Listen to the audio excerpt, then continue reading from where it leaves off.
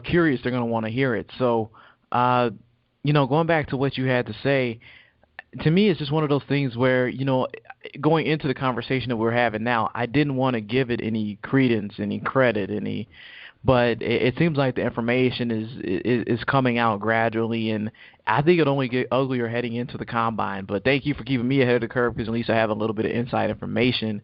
But as of right now, I don't know if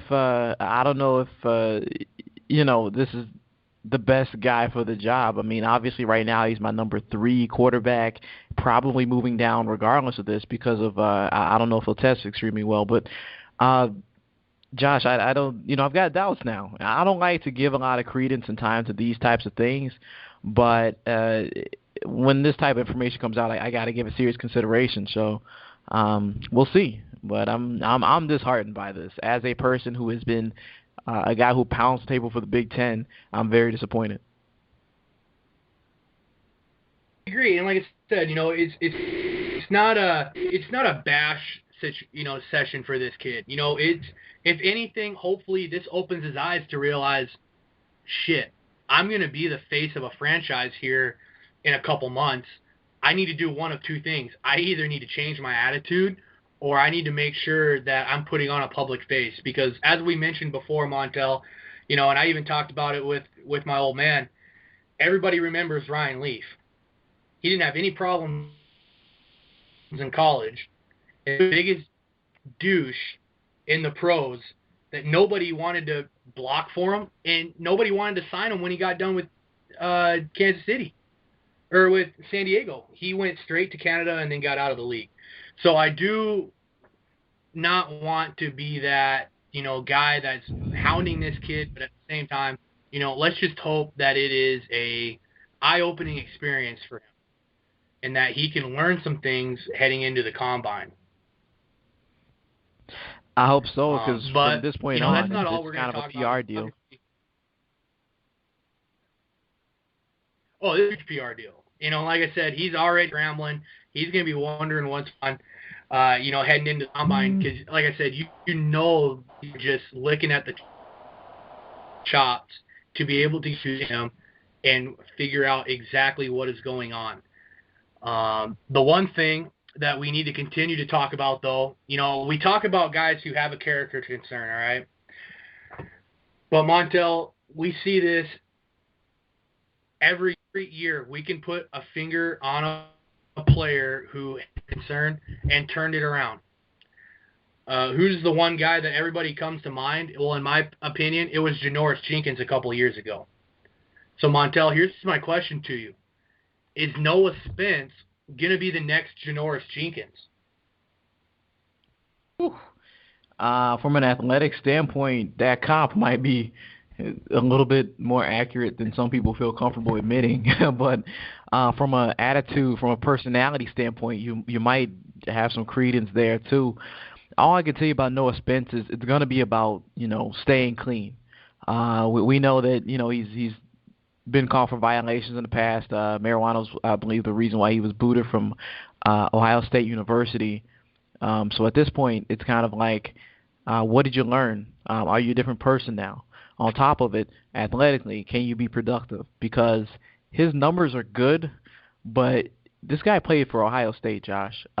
He should have shredded them. Now they're very good numbers, they are, but I think he should have. I mean, he should be putting up Bosa-esque numbers in FCS.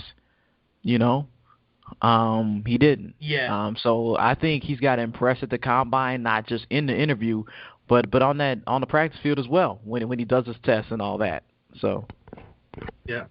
Well, I will say this about him. I did watch the two best games that he played in this year, which if anybody had a chance to watch them, it was North Carolina State and it was Kentucky. And I'll tell you what, bro, pretty impressive. I'm sure you saw it too. He has an explosive first step. I mean, he fires off the ball extremely well, has great bend, great lateral agility. And the one thing that I really like about him, which I love about all pass rushers, or that you have to have in order for me to like you as a pass rusher, is he has very violent, strong, and active hands. Not the most technically sound. I agree with you on that one. And again, didn't dominate at the FCS level. It's going to be fun to dive into his tape. That reason why did they chip him? Did they double him? Did they do this? Did they do that? Or did he just not show up to play? So it's going to be fun to do that. But I'm not going to lie. On the low right now, I'm really liking Noah Spence. I think he's a great player.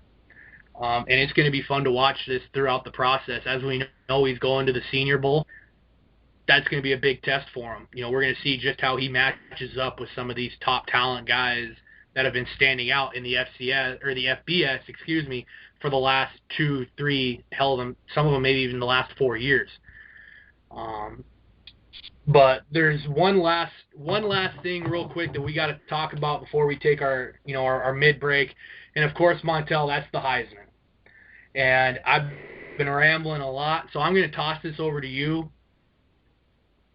You get the first chance to make your claim to whoever you want the 3 finalists to win the Heisman, and then I'll either agree with it or I'll come back to you with the next one, and then we'll head into our. Sure. And this is specifically who I think I'll win, or what my thoughts on,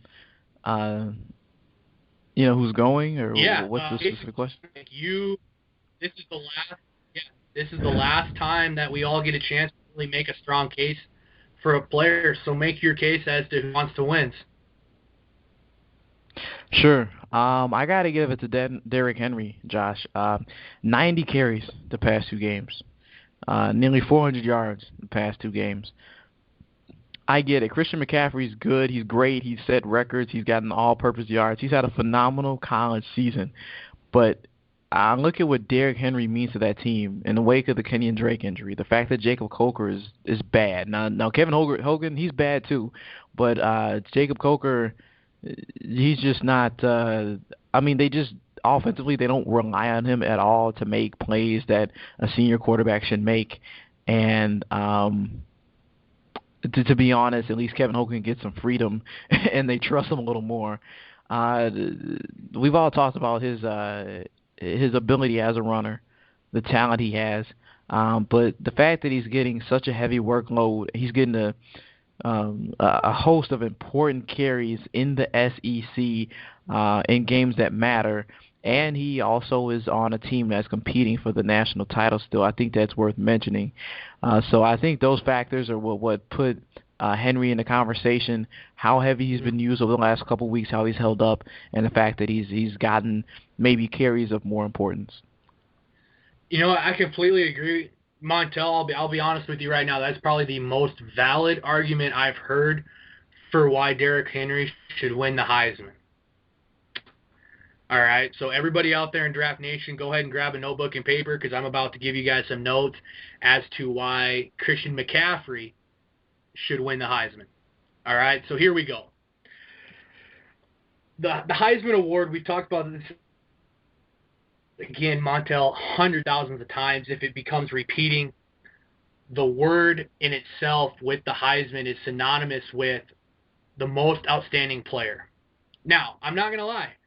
The 1,900 yards rushing, the 23 rushing touchdowns, and the 90 carries in the last 2 games for Derrick Henry is impressive. But you look at what Christian McCaffrey has done all season long. He has 75 less carries than Derrick Henry, yet has only rushed for 100 yards less. He's at 1834. And one of our guys from Draft Nation, real quick, I'll throw out there, he's like, if McCaffrey played on the East Coast, there'd be no competition. And I would completely agree with him. That's one downside for McCaffrey is that he plays on the West Coast, so nobody's going to stay up unless they're avid football fans or analysts like us to stay up and watch him at 10, 11, 12 o'clock at night. But continue to get back into it. He's only rushed for 100 less yards than Derrick Henry. He also can add 657 yards receiving, 2 receiving touchdowns. He's also returned, almost 1,100 yards worth. Oh, and did I forget? He threw 3 touchdown passes this year. All right, so that is, wow. that's outstanding. That's most outstanding, So if there's a player, And probably the biggest thing this year is that he broke Barry Sanders' all-time purpose record yard for within a single season. And that award's obviously been standing since Barry, graduated in the 80s. So I understand the love for Derrick Henry. I honestly do. But here's one more thing you have to look at. Look at last year as a prime example. Marcus Mariota won the Heisman because he was a quarterback. Look at his stats. All right, now look at Deshaun Watson's stats. They don't compare. Now look at Melvin Gordon's to Derrick Henry's. Nah, they compare a little bit. That's fair. But they still don't compare. Oh, if we had solely Christian McCaffrey off of being a running back, then yes, I agree Derrick Henry should win the award. But with everything that he does for that Stanford team, he deserves to win the Heisman. I mean, hell, if it wasn't for some plays that McCaffrey has made this year, they, number one, wouldn't have upset Notre Dame because he had a huge return, and then he also had two big catches to bring him in before they had that lapse. You look at that USC game in the Pac-12 championship game. I mean, you look at UCLA, where he ran for 253 yards, which was a school record, 27 yards, in returns. The dude's a phenomenal athlete. So he does deserve the award. So that's why I believe that Christian McCaffrey is going to be the one hoisting the Heisman Trophy when it's all said and done. And at the end of the day, we'll give Derrick Henry the other two. I mean, he's already got the Walter Camp Award. I'm sitting here watching it right now in between. Well, and he has the Doak. He just won the Doak Walker Award as well. Okay. So, hey, that's good enough. He has those two awards. He deserves the Heisman. Let's go. But we can continue to talk about basically heading up to the playoffs. But, Montel, I'm going to go ahead and throw it over to you real quick for a quick NGSC Sports update. When we come back, we're going to dive in a little bit into what Herm Edwards had to say yesterday on NFL Live. Sure, Josh. Thank you. I'm Montel Hardy, and this is an NGSC Sports News Break. Just a reminder, you can listen in at ngscsports.com. Just go to the Draft Central tab and click on all our shows archived for the past few weeks. In the news now, Houston Texans coach Bill O'Brien said he expects J.J. Watt to play Sunday and does not expect his broken hand to affect him. Defensive coordinator Romeo Crennel said Watt will have to adjust to not being able to grip anything with his left hand. J.J. Watt didn't offer specifics on how he suffered the injury. Once again, the injury is a broken hand, but Watt did say he knew immediately that his hand was broken, and he is unsure of a timetable for his recovery from the injury. In other news, Pittsburgh Panthers coach Pat Narduzzi received a 2-year contract extension, and it extends through the 2021 season, the school announced Thursday. Financial terms were not disclosed. Narduzzi, who formerly was the defensive coordinator under Mark D'Antonio at Michigan State, led the Panthers to their most regular season wins since 2009. Pittsburgh went 8-4 in Narduzzi's first season and will face Nate at the Military Bowl on December 28th. Be sure to check out NGSC's hottest stories. In the news now, the Kansas Jayhawks, the Czech Diallo story. Written by NGSC's own Randy Droughts. He is a college basketball analyst. And other news, you can check out Bully Ball, No Confidence in Bulls. This is written by NGSC's own Jake Stanley. Jake's also a good friend of mine, so check out this article. It involves the tragic loss of the Chicago Bulls to the Phoenix Suns. It was a come-from-behind win for the Suns in, epic fashion, as most Suns fans would probably say. Once again, you can listen to our awesome podcast and see so many awesome stories at ngscsports.com. Once again, you're listening to the NGSC Weekly Flagship Show on NGSC Sports Radio, available on iHeart, Spreaker, and iTunes. I'm Montel Hardy. Back to you, Josh. Hey, thank you, Montel Hardy. I truly appreciate it, brother, man. And as always, yes, you do need to check out that Bulls article because it actually is pretty good. I actually liked it, and I'm that game not the biggest. basketball fan.